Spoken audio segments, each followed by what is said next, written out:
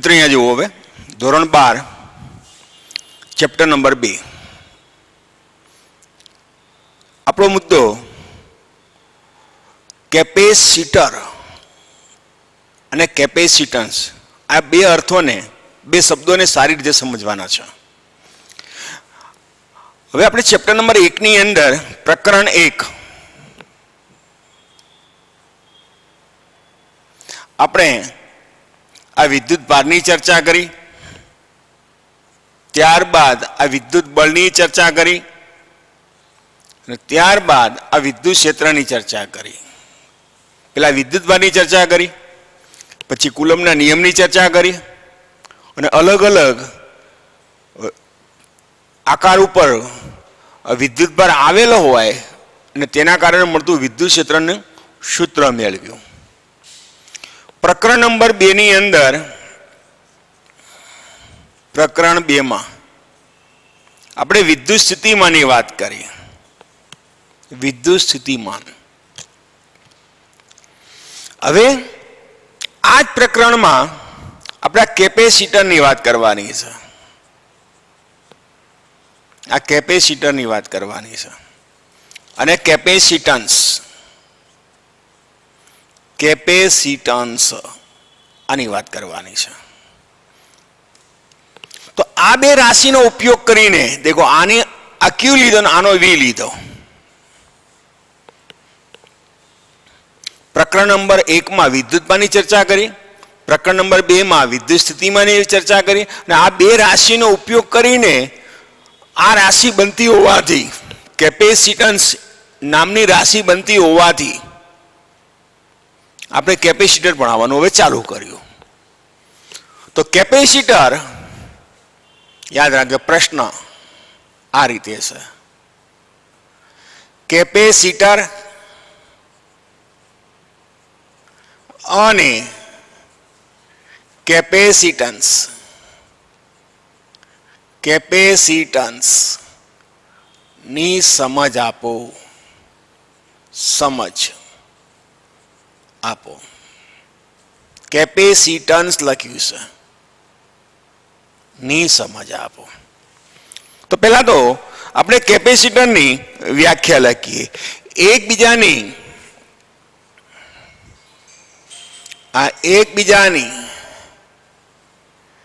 पास पासे राखेला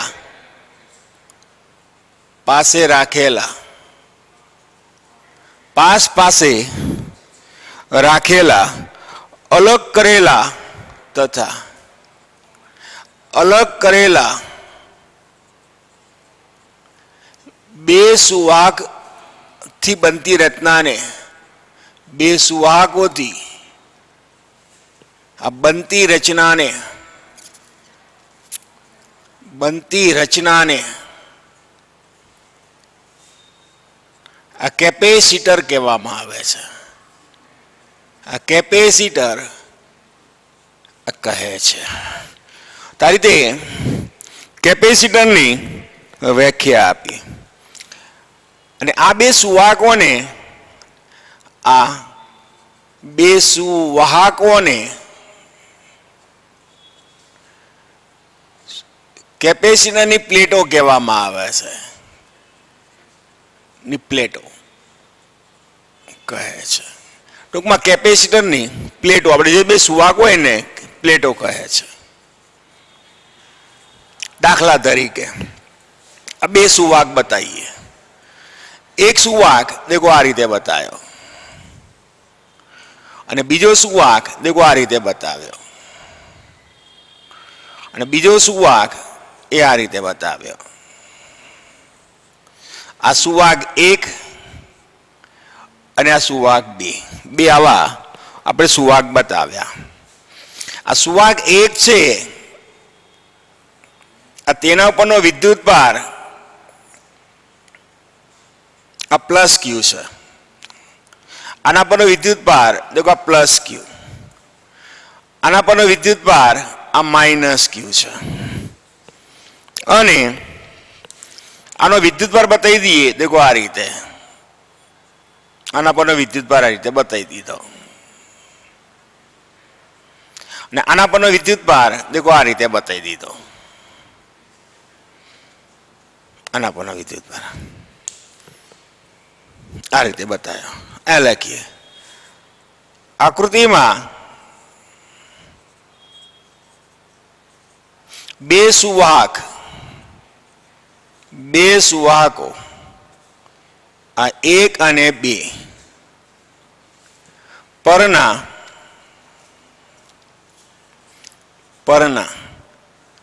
વીજભારો અનુક્રમે પ્લસ ક્યુ અને માઇનસ ક્યુ છે તથા તેમના વિદ્યુત સ્થિતિમાન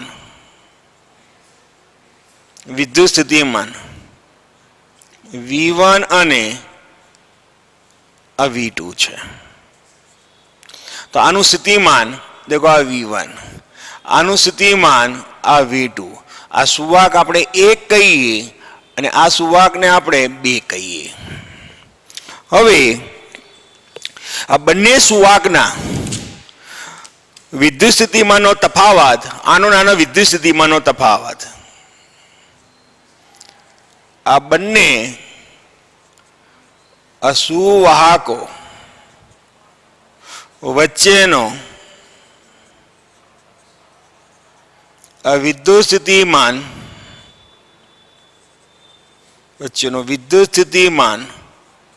નો તફાવત ડેલ્ટા V બરાબર V1 માઇનસ V2.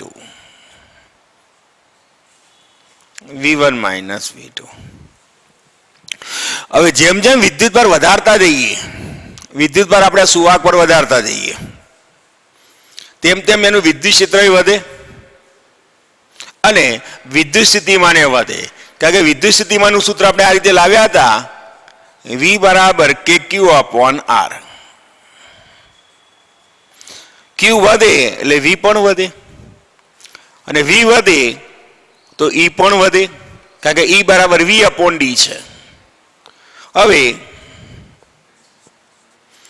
આ સુવાહકો ઉપર આ વિદ્યુત ભાર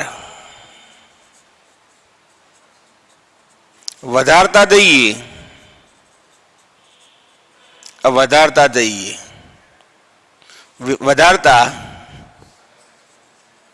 જઈએ તેમ તેનું વિદ્યુત ક્ષેત્ર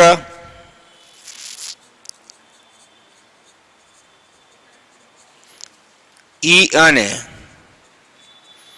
વિદ્યુત સ્થિતિમાન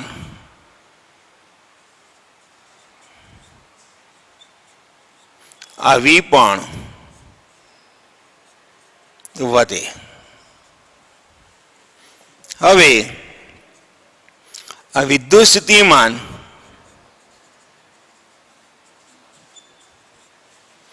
VA વીજભાર Qના આ સમપ્રમાણમાં હોય છે, આ રીતે દેખો K અને R તો અચળ હોય, V ચાલે છે Q સૂત્ર અનુસાર. V બરાબર આ KQ જો ગોળો હોય તો KQ upon R, આ સૂત્ર અનુસાર. જો ગોળો હોય તો આ સૂત્ર લઈશું અનુસાર.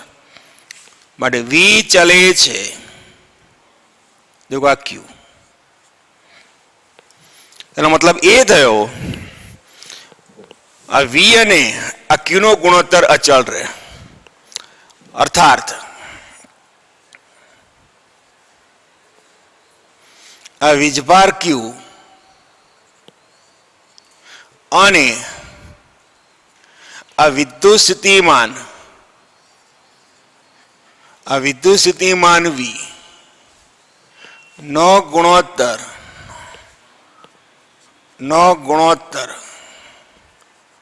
અચળ રહે.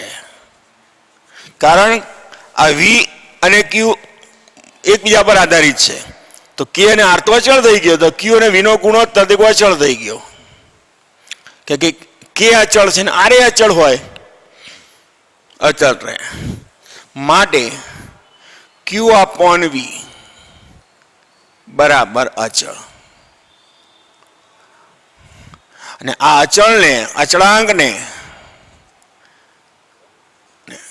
બરાબર અચળાંકને આ કેપેસિટન્સ કહેવામાં. અચળાંક જ્યાં અચળાંક બરાબર બરાબર કેપેસિટન્સ,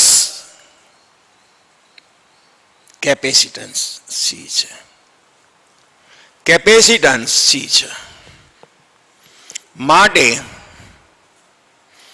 કેપેસિટન્સ આ સી બરાબર આ ક્યુ અપોન વી. આ રાશિ છે, ભૌતિક રાશિ છે. આ જે છે એ ભૌતિક રાશિ છે, અદિશ ભૌતિક રાશિ છે. અને દિશા ના હોય, આ અદિશ આ ભૌતિક રાશિ છે. સી એ ક્યુ અને વી ઉપર કદાપી આધાર રાખે નહીં કે તો આ તો અચળાંક છે, ક્યુ વધે તો વી વધે, આ વધે તો આ વધે, આ તો હંમેશા અચળ રહે. કેપેસિટન્સ સી, કેપેસિટન્સ સી એ વીજભાર ક્યુ અને વિદ્યુત સ્થિતિમાન વી, આ વિદ્યુત સ્થિતિમાન વી પર આધાર રાખતો નથી, પર આધારિત નથી. આ બંને પર આધારિત નથી. તો કેપેસિટન્સ કેના પર આધાર રાખે? તો કેપેસિટન્સ સી નો આધાર ત્રણ વસ્તુ પર આધાર રાખે, 1, 2 અને 3. આના પરિમાણો ઉપર, આકાર ઉપર. તો એ કઈ બાબત પર આધાર રાખે? તો પ્લેટોની ભૌતિક શરતના આ સુવાહક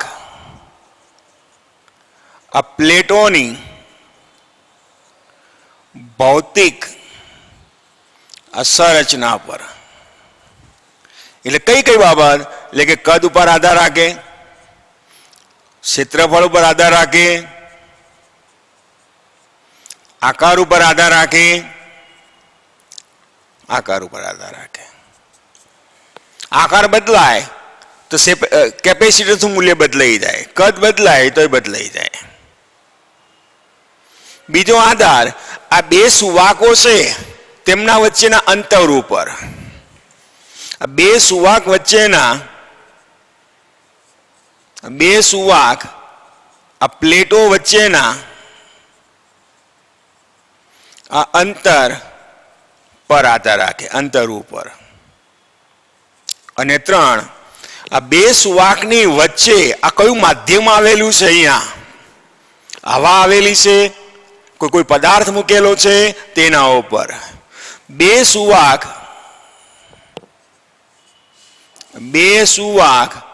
આ પ્લેટો વચ્ચેના આ માધ્યમ ઉપર, માધ્યમ અર્થાત આવું કહેવા માંગુ છું.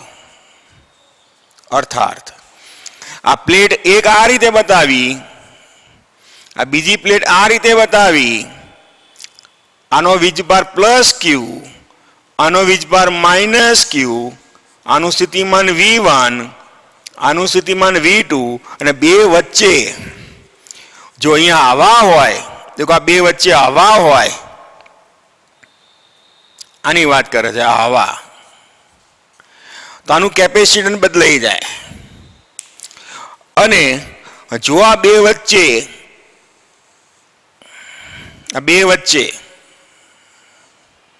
આ પ્લસ ક્યુ, આનું સ્થિતિમાન V1,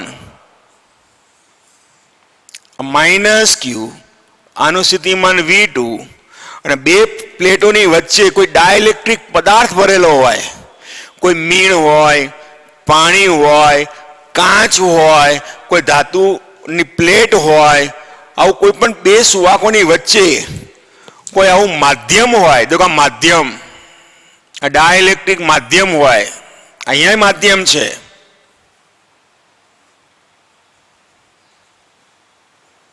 देखो माध्यम होय तो एनु केपेसिटन्स बदलाई जाए। डाइलेक्ट्रिक पदार्थ होय,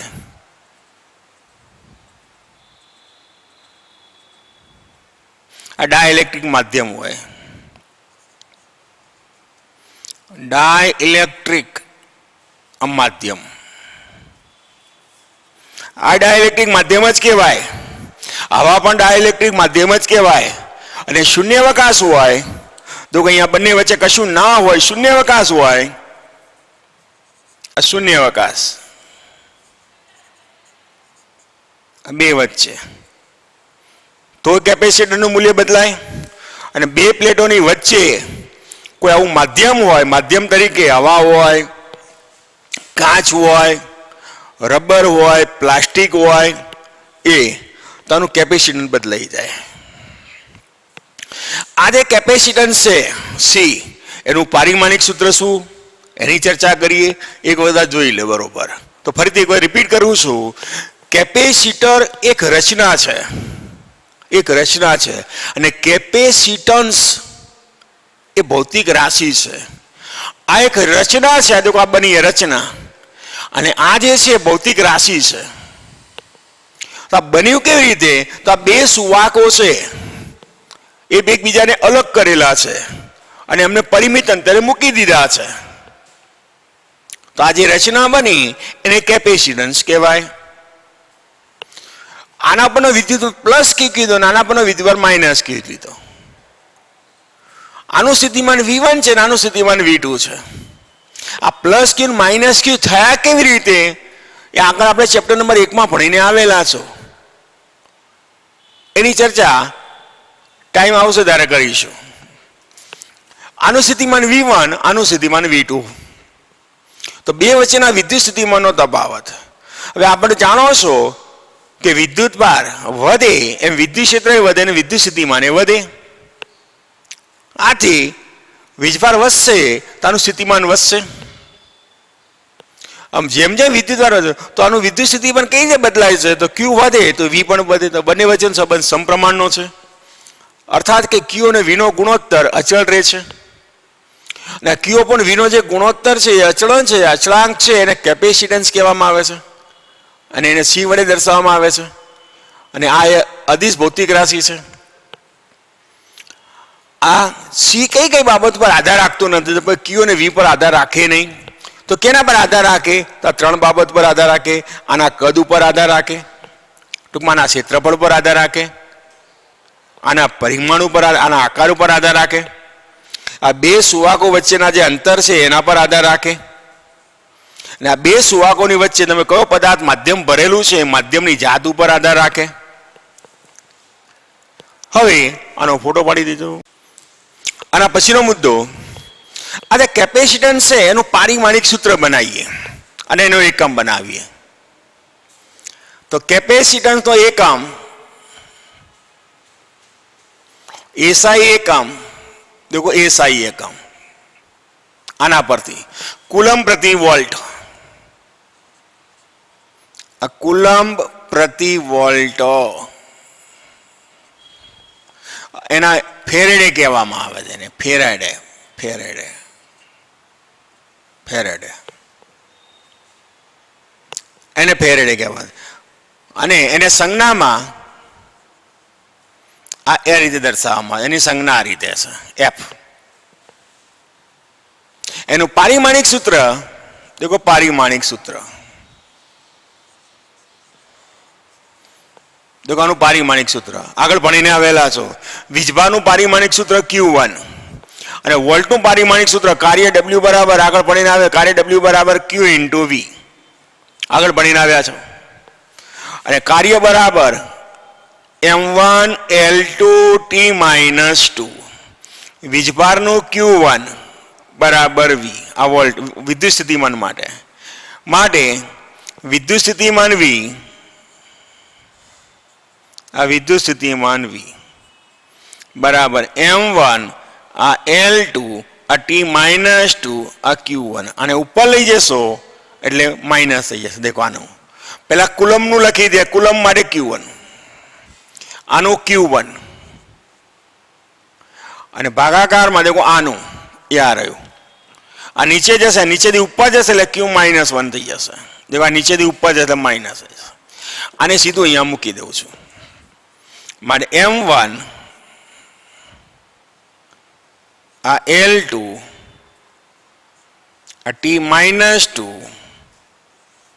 આ Q-1 બરાબર આ નીચેથી ઉપર ગયા M1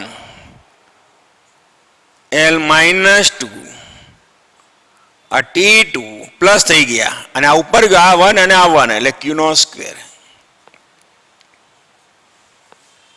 એનું પારિમાણિક સૂત્ર આપણે બનાવ્યું. પારિમાણિક સૂત્ર બનાવ્યું. હવે આની સંજ્ઞા પરિપથ સંજ્ઞા, આ પરિપથ અસંજ્ઞાની. જો અચળ મૂલ્ય વાળું કેપેસિટર હોય સ્થાયી આ મૂલ્યવાળા આ કેપેસિટર માટે જેનું કેપેસિટન્સનું મૂલ્ય બદલાતું ના હોય તેવા કેપેસિટર માટે એની સંજ્ઞા એ આવી છે. બંને લીટા સરખા કરવાના, બંનેને લીટાઓને આ સરખા કરવાના બસ. અને જેનું મૂલ્ય બદલાતું હોય ચલિત મૂલ્યવાળા આ ચલિત આ મૂલ્યવાળા આ કેપેસિટર માટે એની નિશાની આવી છે. આ રીતે નિશાની છે, આમ કરીને આમ કરવાનું. આ ચલિત મૂલ્યવાળા આ કેપેસિટર માટે એની નિશાની આવે છે. આ પ્લસ હોય, આ પ્લસ છેડો, આ માઇનસ હોય, આ પ્લસ હોય, આ માઇનસ હોય. પ્લસ માઇનસ કરવાની કોઈ જરૂર હોતી નથી. એટલે સમજે જો બંને લીટા સરખા હોય સમજી લેવાનું, પ્લસ માઇનસ કરવાની પણ કોઈ જરૂર નથી. તો આ કેપેસિટરની સંજ્ઞા, આ ચલિત કેપેસિટરની સંજ્ઞા, આ એનું પારિમાણિક સૂત્ર, કેપેસિટન્સનો પારિમાણિક સૂત્ર આ એનો એકમ. તો આ રચના છે અને આ ભૌતિક રાશિ છે. હવે વિદ્યુતભાર કેવી રીતે મળે એની થોડીક સમજ આપી દઉં અને પછી આપણે ડાયલેક્ટ્રિક સ્ટ્રેન્થ અને ડાયલેક્ટ્રિક બ્રેકડાઉન આ બંનેનો આપણે પરિચય મેળવીએ. તો અહીંયા મુદ્દો આપણો આ પૂરો કર્યો. અહીંયા હવે મિત્રો અહીંયા સ્લાઇડ એક વખત આ એને પોઈન્ટને હું ફરીથી એક વખત યાદ કરાવી દઉં. આ રીતે હોય. આપણે અહીંયા થોડુંક ભણીએ છીએ, થોડુંક ખોટું ભણીએ છીએ. આપણે શું કહીએ છીએ વ્યાખ્યામાં, એકબીજાની પાસે રાખેલી અલગ કરેલા બે સુવાહક આવો શબ્દ લખીએ છીએ. એવું કોઈ જરૂરી નથી કે બે સુવાહકો હોય. એક સુવાહક હોય એને કેપેસિટર કહેવાય, એક સુવાહક હોય એને પણ કેપેસિટર કહેવાય. તો બીજો સુવાહક આપણે અનંત અંતરે છે તેવું માનીને ચાલવાનું. બીજો સુવાહક અનંત અંતરે છે એવું માનીને ચાલવાનું, એને કેપેસિટર કહેવાય. આ યાદ રાખીશું. હવે લોકો આ સુવાહકને આ રીતે હોય, ધ્યાનથી મિત્રો જોજો. ચલા તમારું પ્લેટ 1, આ બીજો પ્લેટ. देखो आना पर विद्युतवार मूकीए छे, देखो आना पर विद्युतवार આપણે મૂકીએ છે. देखो આ વિદ્યુતવાર મૂકીએ. ચલો વિદ્યુતવાર મૂક્યો, આ રીતે મૂકીએ. હવે શું કરીએ? આ વિદ્યુતવાર મૂક્યો, હંમેશા વિદ્યુતવાર સપાટી ઉપર રહે. કોઈ પણ પદાર્થની અંદર વિદ્યુતવાર તમે મૂકો ને, સુવાહકની અંદર વિદ્યુતવારને તમે મૂકો ને, વિદ્યુતવાર સપાટી પર જતો રહે. તો આ વિદ્યુતભાર ચલો આના પર આપણે મૂક્યો એટલે સપાટી પર આવી ગયો. હવે આ જે વિદ્યુતભાર શું કરશે? આ બાજુવાળી જે પ્લેટ છે ને એ પ્લેટમાં રહેલા પરમાણુના આ ઇલેક્ટ્રોનને ખેંચશે. જો આ પરમાણુના ઇલેક્ટ્રોનને ખેંચે આ પરમાણુ છે આ તેના ઇલેક્ટ્રોનને ખેંચે, આમ ખેંચે કે F બરાબર આ E ઇન્ટુ E વાળું સૂત્ર લાગે. આના વિદ્યુત ક્ષેત્રને કારણે આ બળ લાગે.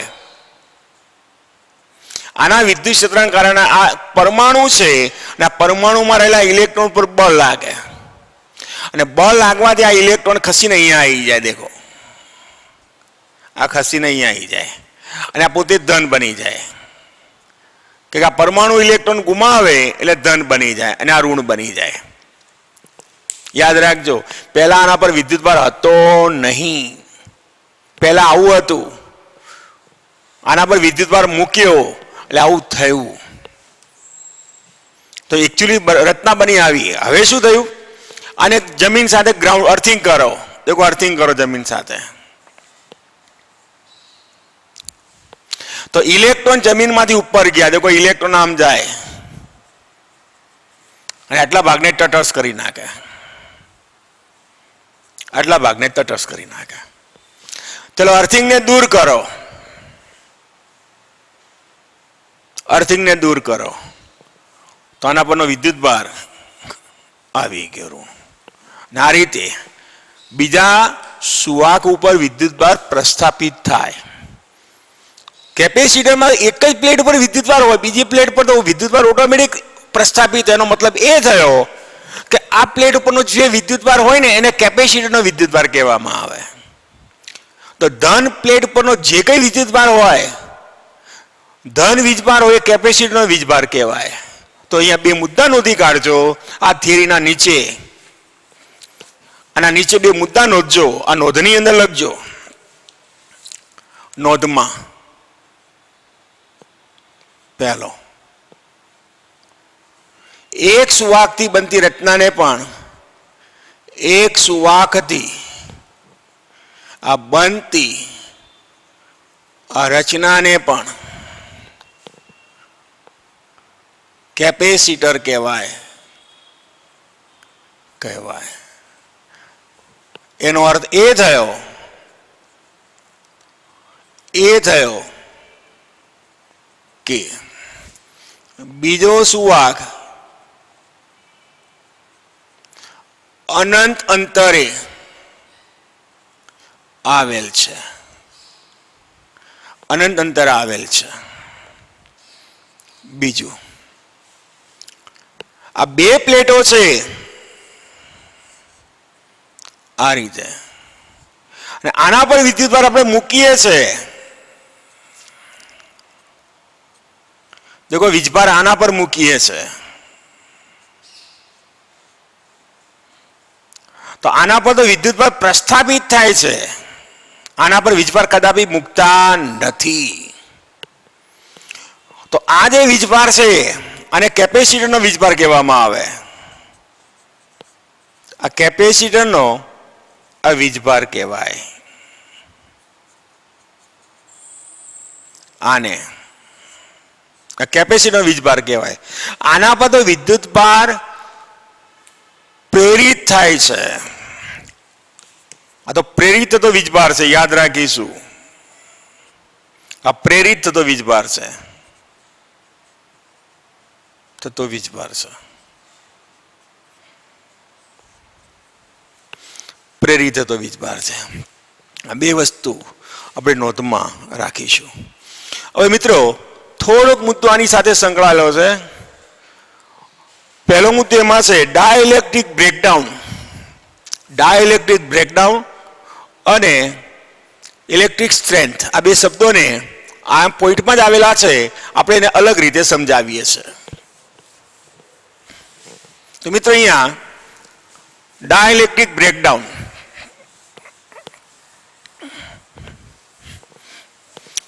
તો ડાઇલેક્ટ્રિક બ્રેકડાઉન, ડાઇલેક્ટ્રિક બ્રેકડાઉન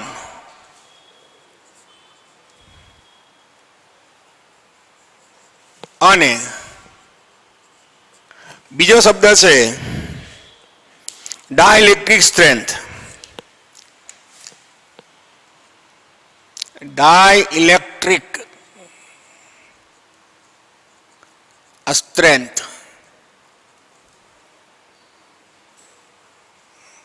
બે શબ્દ છે, એને સમજાવવાનો છે. તો અહીંયા જોઈએ, હવે અને કાઢી દઉં છું. આ બે શબ્દ સમજાવવા માટે હમણાં જ આપણે એક વાત કરી. આ જે ગોળો છે આને પણ આપણે કેપેસિટર કહેવાય. આ એક તંત્રથી બનતી રચનાને, એક સુવાકથી બનતી રચનાને પણ આપણે કેપેસિટર કહીએ છીએ. બીજો સુવાક અનંત અંતરે છે, આવું આપણે માનીએ છીએ. હવે શું થાય, આ એક સુવાકથી બનતી રચનાને કેપેસિટર કહેવાય. આ કેપેસિટર, ચલો આના પર વીજભાર વધારતા જાઓ. આ એક સુવાક થી બનતી રચના ને પણ કેપેસિટર કહેવાય. કેપેસિટર કહેવાય. હવે કેપેસિટરનું કામ શું? તો કેપેસિટરનું કામ વીજળી સંગ્રહ કરવાનું. આપણો જે પંખો છે અને એમાં પેલો ડટ્ટો હોય છે, દેખો પંખાની ઉપર પાવર જેવો સેલ જેવો હશે ડટ્ટો, એ કેપેસિટર છે. ટ્યુબલાઇટ હોય એનું જે સ્ટાર્ટર છે એ પણ કેપેસિટર છે. એનું કામ વીજળી સંગ્રહ કરવાનું, વિદ્યુતભાર સંગ્રહ કરવાનું, ઉર્જા સંગ્રહ કરવાનું. કેપેસિટરનું કામ આ ઉર્જા સંગ્રહ કરે, ઉર્જા સંગ્રહ કરે અથવા વીજભાર સંગ્રહ કરે, સંગ્રહ કરે, વીજભાર સંગ્રહ કરે. આ એનું કામ છે. હવે આવો એક આ કેપેસિટર બતાવ્યો, જોઈ લો. ચલો આના પર વિદ્યુતભાર વધારતા જાઓ. ચલો વીજભાર વધારતા જાઓ. વીજભાર આ સુવાહક ઉપર વધારતા જાઓ. ચલો સુવાહક ઉપર વિદ્યુતભાર વધારતા જાઓ. ચલો વિદ્યુતભાર વધારીએ, દેખો વીજભાર ક્યુ વધારીએ તો V બરાબર સૂત્ર જાણો છો, V બરાબર KQ અપોન R. R એટલે આની ત્રિજ્યા. ચલો Q વધે, દેખો Q વધે તો V પણ વધે. દેખો આ સૂત્ર પ્રમાણે આ વિદ્યુત સ્થિતિમાન V વધે. આ વિદ્યુત સ્થિતિમાન આ V વધે અને V વધે તો વિદ્યુત ક્ષેત્ર E બરાબર, આ વિદ્યુત ક્ષેત્ર આ E બરાબર, ચલો V અપોન R. સૂત્ર મુજબ, આ સૂત્ર મુજબ દેખો E વધે, આ E વધે, આ V વધે, દેખો આ વધે તો I વધે. અને વિદ્યુત ક્ષેત્ર વધે એટલે વિદ્યુત ક્ષેત્ર શું કરે, દેખો હવે આના પર વિદ્યુતભાર વધારતા જાઓ. દેખો આ રીતે વિદ્યુતભાર વધારો. વિદ્યુતભાર હંમેશા સુવાકની સપાટી ઉપર જ રહે, અંદર મૂકો તો સપાટી પર જતો રહે. દેખો આ વિદ્યુતભાર વધે, પહેલા વિદ્યુતભાર મૂકતા જાઓ. ચાલો દેખો મૂકીએ તો આજુબાજુ વિદ્યુત ક્ષેત્ર વધે. આ Q છે, આ વીજભાર. ચલો હજુ વિદ્યુતભાર વધારે, વિદ્યુત ક્ષેત્ર ઉત્પન્ન થાય. દેખો Q વધારો, Q વધારતા વધારતા જાઓ. આના પર Q વધારતા જાઓ એટલે પરિસ્થિતિ આવી થાય. દેખો આ રીતે પરિસ્થિતિ થાય.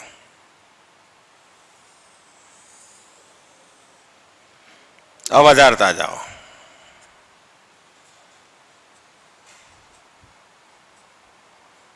આ રીતે વધારતા જાઓ તો આનું વિદ્યુત ક્ષેત્ર વધતું જાય.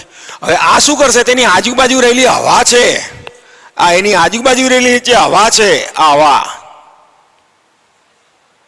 આ આજુબાજુ રહેલી હવા ને હવા એ અવાહક તરીકે વર્તે. આ આજુબાજુ રહેલી હવા ચારે બાજુ હોય, આ આજુબાજુ રહેલી હવા અને હવામાં રહેલા પરમાણુ, હવાના પરમાણુ છે.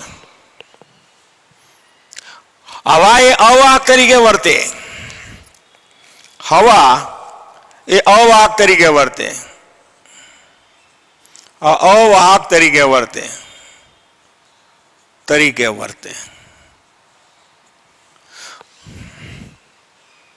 આ વિદ્યુત ક્ષેત્ર, આનું વિદ્યુત ક્ષેત્ર આ હવામાંથી ઇલેક્ટ્રોનને ખેંચી કાઢે.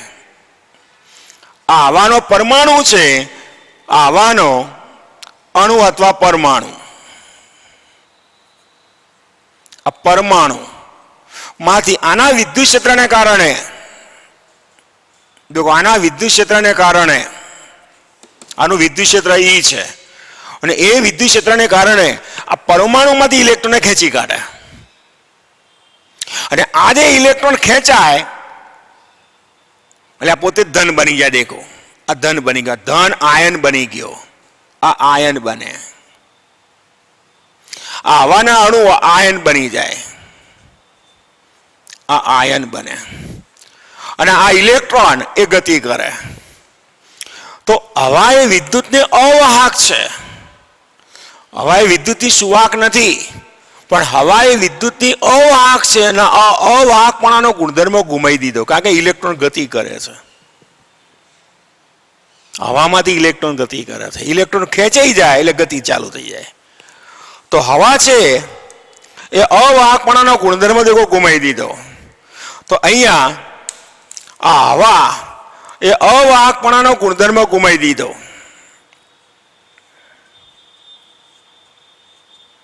આ અવાહકપણાનો ગુણધર્મ હવા એ અવાહક હોય તે અવાહકપણાનો ગુણધર્મ ગુમાવી દે. અવાહકપણાનો આ ગુણધર્મ ગુમાવે છે. આ વિદ્યુત ક્ષેત્ર એ અવાહકપણાનો ગુણધર્મ ગુમાવી દે. તો હવા માટે આ વિદ્યુત ક્ષેત્રનું મૂલ્ય કેટલું? તો હવા માટે આ વિદ્યુત ક્ષેત્રનું મૂલ્ય આને, તો આ જે ઘટના બની એને ડાઇલેક્ટ્રિક બ્રેકડાઉન થયું કહેવાય. ને આ જે અવાહકપણાનો ગુણધર્મ ગુમાવે તેને ડાઇલેક્ટ્રિક, હવા માટે ડાઇલેક્ટ્રિક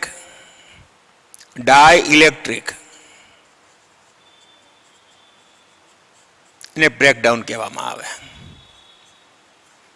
એને ડાઇલેક્ટ્રિક બ્રેકડાઉન કહેવામાં આવે. આને ડાઇલેક્ટ્રિક બ્રેકડાઉન. તો આના પર વિદ્યુત પર વધારતા જાઓ, અમુક વિદ્યુત ક્ષેત્ર પછી જ આ ઘટના બને.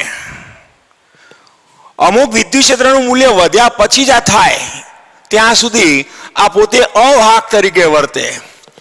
અને અમુક થયા પછી જ બને તો પછી આના પર વિદ્યુત પર વધારતા જાઓ. તો જે વિદ્યુત ક્ષેત્રના મહત્તમ મૂલ્ય સુધી આ હવા એ અવાહક તરીકે રહે તેને ડાઇલેક્ટ્રિક સ્ટ્રેન્થ કહેવામાં આવે. ફરીથી બોલું છું, આના પર વિદ્યુત ભાર વધારતા જાઓ. અને જે વિદ્યુત ક્ષેત્રના મહત્તમ મૂલ્ય સુધી, આનું વિદ્યુત ક્ષેત્રના મહત્તમ મૂલ્ય સુધી આ અવાહક તરીકે વર્તે તો તે વિદ્યુત ક્ષેત્રને આ હવાને, તો હવા માટે એ વિદ્યુત ક્ષેત્ર અને એની ડાઇલેક્ટ્રિક સ્ટ્રેન્થ કહેવામાં આવે. મતલબ એ થયો કે ડાઇલેક્ટ્રિક સ્ટ્રેન્થનો મતલબ શું થાય? તો આના વિદ્યુત ક્ષેત્રને તો સુવાહક પરના જે મહત્તમ વિદ્યુત ક્ષેત્ર સુધી તેની આસપાસનું માધ્યમ એ અવાહક તરીકે વર્તે તે વિદ્યુત ક્ષેત્રને તે માધ્યમ માટે ડાઇલેક્ટ્રિક આ ડાય ઇલેક્ટ્રિક આ સ્ટ્રેન્થ કહેવાય. તો અહીંયા આટલા વિદ્યુત ક્ષેત્ર સુધી હવા માટે આ વિદ્યુત ક્ષેત્રનું મૂલ્ય કેટલું? તો હવા માટેનું મૂલ્ય છે તેનું મૂલ્ય 3 ગુણાકારમાં 10⁶ વોલ્ટ પ્રતિ મીટર. આટલા વિદ્યુત ક્ષેત્ર સુધી હવા એ અવાહક તરીકે વર્તે. હવે આનાથી થોડું કે વિદ્યુત ક્ષેત્ર વધારીશું, હવે વિદ્યુત ક્ષેત્રથી વધારીશું. દેખો હવે આ વિદ્યુત ક્ષેત્ર E વધારતા, આ વિદ્યુત ક્ષેત્ર E થોડું કે વધારીશું, પણ વધારતા હવા અવાહકપણાનો ગુણધર્મ ગુમાવે. અને એ અવાહકપણાનો ગુણધર્મ ગુમાવે તેને ડાઇલેક્ટ્રિક બ્રેકડાઉન કહેવાય. સમજાઈ ગયા બે શબ્દ? તો ડાઇલેક્ટ્રિક બ્રેકડાઉન અને ડાઇલેક્ટ્રિક સ્ટ્રેન્થ એનો અર્થ મેં તમને સમજાયો.